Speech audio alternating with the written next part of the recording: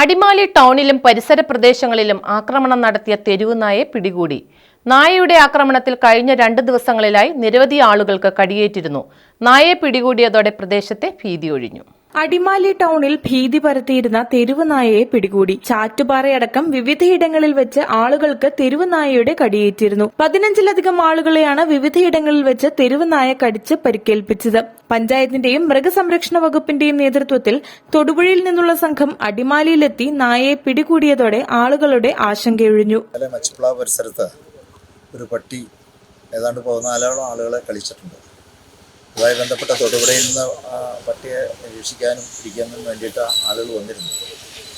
അതിൻ്റെ അടിസ്ഥാനത്തിൽ ഇന്നലെ അതിനെ പിടികിട്ടിയില്ല. ഇന്ന് അതിനെ പിടികിട്ടി.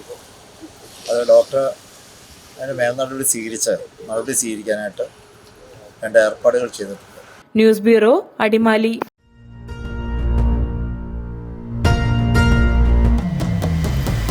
വരമാംഗല്യം ചന്ദ്രമുഖി വധുവായി നീ സ്വർണ്ണമയീ ശുഭമീ ബന്ധം ധന്യരാഗം